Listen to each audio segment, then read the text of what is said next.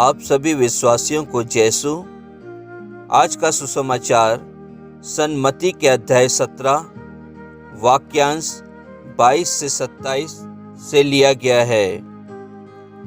जब वे गलीलिया में साथ साथ घूमते थे तो यीशु ने अपने शिष्यों से कहा, मानव पुत्र मनुष्य के हवाले कर दिया जाएगा। वे उसे मार डालेंगे और वह तीसरे दिन जी उठेगा। यह सुनकर शिष्यों को बहुत दुख हुआ। जब वे कफरनाहुम आए थे तो मंदिर का कर उगाने वालों ने पेतरुस के पास आकर पूछा, क्या तुम्हारे गुरु मंदिर का कर नहीं देते?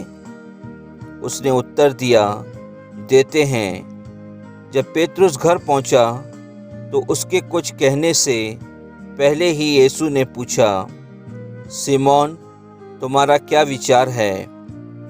दुनिया के राजा किन लोगों से चुंगी या कर लेते हैं, अपने ही पुत्रों से या परायों से?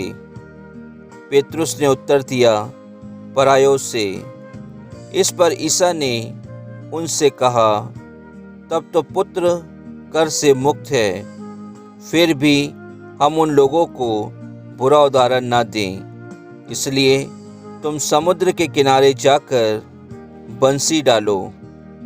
जो मछली पहले फंसेगी उसे पकड़ लेना और उसका मुंह खोल देना। उसमें तुम्हें एक सिक्का मिलेगा। उसे ले लेना और मेरे तथा अपने लिए उनको दे देना। प्रभु का वचन है। ईश्वर को धन्यवाद। अपने देश के अच्छे तथा उत्तरदायी नागरिक के रूप में हमारे देश के शासक को कर अदा करना हम सभी के लिए उचित है। क्रिस्त में प्यारे भाई और बहनों, आज के सुसमाचार में हम देखते हैं कि प्रभु यीशु क्रिस्त अपने शिष्यों के साथ गलीलिया में घूमते हैं और उनसे कहते हैं कि मानव पुत्र मनुष्य के हवाले कर दिया जाएगा। वे उसे मार डालेंगे और वह तीसरे दिन जी उठेगा। सभी शिष्य सुनकर बहुत नाराज और दुखित हो जाते हैं और उसी बीच मंदिर का कर लेने वाले पेतरुस के पास आकर पूछते हैं कि तुम्हारे गुरु मंदिर का कर देते हैं क्या? और पेतरुस बिना जाने उससे कह देता है कि हाँ, देते हैं। प्रभु यीशु क्रिस्त सब कुछ जानते हैं, पहचानते हैं कि पेतरुस ने उनसे क्या कहा, और वे पेतरुस के बोलने के पहले ही पेतरुस से कह देते हैं कि पेतरुस, तुम कर के रूप में जो मछली तुम्हारे बंसी में पहले फंसेगी उसे पकड़कर उसका मुंह खोल देना और उसमें तुम्हें एक सिक्का मिलेगा और उसे तुम लेकर उन्हें दे देना ताकि वे हमारा कर समझ के अपने पास रख लेंगे। क्रिस्त में प्यारे भाई और बहनों, हमारे प्रभु यीशु क्रिस्त पिता ईश्वर के द्वारा इस संसार में भेजे गए थे, लेकिन वे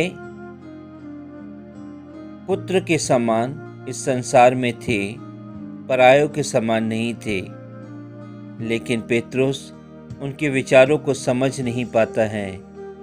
फिर यीशु उनसे कहते हैं कि पुत्र को कर देना जरूरी है या परायों को?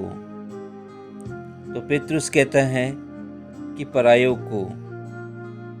उस कथन के अनुसार प्रभु यीशु क्रिस्त अपने कर से मुक्त हो जाते हैं। लेकिन क्रिस्त में प्यारे भाई और बहनों, प्रभु यीशु क्रिस्त अपने शिष्यों से कहते हैं, नहीं, हमें कर देना चाहिए। आज के सुसमाचार पर यदि हम मनन करें तो हम सभी को प्रभु यीशु क्रिस्त आज भी कहते हैं कि यदि हम इस संसार में रहते हैं तो हमें इस संसार में अपना कर देना है, अपने शासकों को कर देना है। यह जरूरी नहीं है कि तुम्हारा कर किसी अच्छे कार्य के लिए लगे, लेकिन तुम्हें अपना कर अदा करना है। क्रिस्त में प्यारे भाई और बहनों, यदि हम अपने जीवन से इस सुसमाचार को जोड़ते हैं तो हम सभी से प्रभु यीशु क्रिस्त आज यही कहते हैं कि यदि तुम इस संसार में आए हो और यदि मैंने तुम्हें तुम्हारे माँ के गर्भ में आने से पहले ही चुन लिया था, तो तुम्हें मुझे कर्ज चुकाना है। तुम्हें मुझे कर्ज इसलिए चुकाना है क्योंकि मैंने तुम्हें इस संसार में लाया है। मैं इस संसार में तुम्हें सुरक्षित रखता हूँ, तुम्हें हर दुख तकलीफ़ों से बचाता हूँ, तो तुम्हें मुझे कर चुकाना है। क्रिस्त में प्यारे भाई और बहनों, हम प्रभु यीशु क्रिस्त को कैसे कर दे सकते हैं? हम प्रभु यीशु क्रिस्त को उनकी आज्ञाओं, उनके नियमों का पालन करके, उनके अनुसार अपने जीवन को बिताकर, उनके अनुसार सेवा कार्य करके हम प्रभु यीशु क्रिस्त को अपने जीवन का कर चुका सकते हैं। क्या मैं और आप अपने जीवन से प्रभु यीशु क्रिस्त को कर देते हैं, या फिर हम दूसरों के समान कर चुराते हैं, छिपाते हैं? आज के सुसमाचार से हम सभी प्रभु यीशु क्रिस्त के साथ मिलकर उनकी सोच के अनुसार चलकर, क्योंकि प्रभु यीशु क्रिस्त इस सुसमाचार में हमें यह भी बताते हैं कि उन्होंने उस सिक्के को चमत्कारिक रूप से प्राप्त किया। चाहे तो वह चमत्कारी रूप से कई सिक्कों को ले सकते थे अपने खर्च के लिए, अपने खुद के लिए, लेकिन उन्होंने ऐसा नहीं किया। उन्होंने इस सुसमाचार में बताया कि वह किस प्रकार निर्धन थे, गरीब थे, और गरीब अवस्था में रहते हुए भी उनके पास कर चुकाने के लिए कुछ नहीं था। फिर भी उन्होंने चमत्कारिक रूप से अपने पिता की मर्जी के अनुसार उस सिक्के को प्राप्त करके उन्होंने कर चुकाया था। आज हम सभी को प्रभु यीशु क्रिस्त बताते हैं कि हमें जीवन में जितना भी हमें अपने हिसाब से जो भी हमारा खर्च है, जो भी हमारी आय है, उन सभी को हमें अपने सीमित रूप में करना है। सीमित अवस्था में हमें खर्च करना है, ताकि हम अपने प्रभु के कार्यों के लिए हम अपनी आय का कुछ अंश दे सकें। प्रभु यीशु क्रिस्त आज हमें यह भी बताते हैं कि हमें अपने जीवन में निर्धन होते हुए दूसरों की मदद करना है। यह नहीं सोचना है कि मैं गरीब हूँ और मैं दूसरों के लिए कुछ नहीं कर सकता। इस संसार में, इस देश में मैं रहता हूँ तो मुझे उसका कर नहीं देना पड़ेगा। इस अवस्था में भी हम और हमारे आसपास के सभी लोगों को हमें अपने शासकों को कर चुकाना है।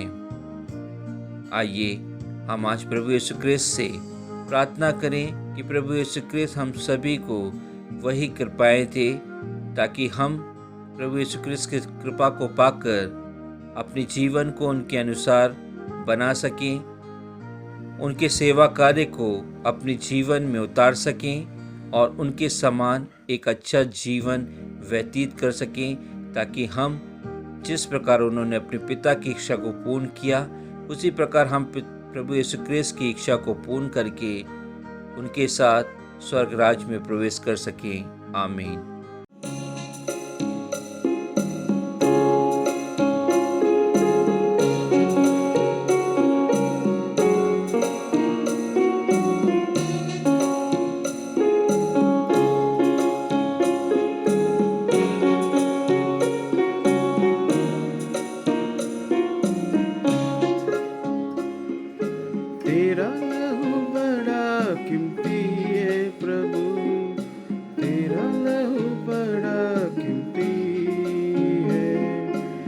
तेरा लहू बड़ा कीमती है प्रभु, तेरा लहू बड़ा कीमती है।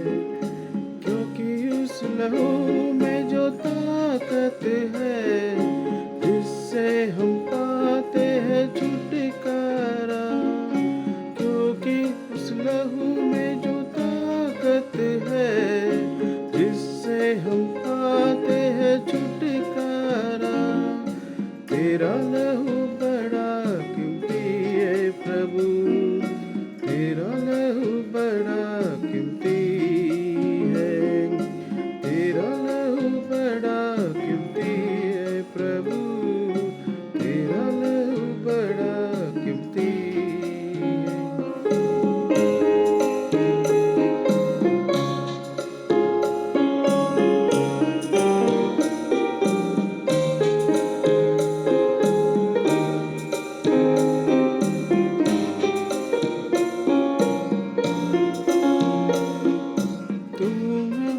तूने लहू बहाया है, सारी दुनिया को बचाया है।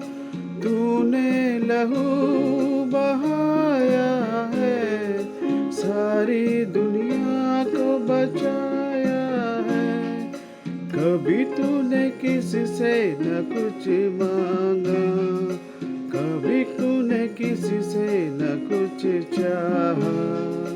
कभी तूने किसी से न कुछ मांगा, कभी तूने किसी से न कुछ चाहा। तेरा लहू बड़ा कीमती है प्रभु, तेरा लहू बड़ा कीमती है। तेरा लहू बड़ा कीमती है प्रभु, तेरा लहू बड़ा कीमती है। क्योंकि उस लहू में जो ताकत है, जिससे हम पाते हैं छुटकारा। क्योंकि उस लहू में जो ताकत है, जिससे हम पाते हैं छुटकारा। तेरा लहू बड़ा कीमती है प्रभु, तेरा लहू बड़ा कीमती है।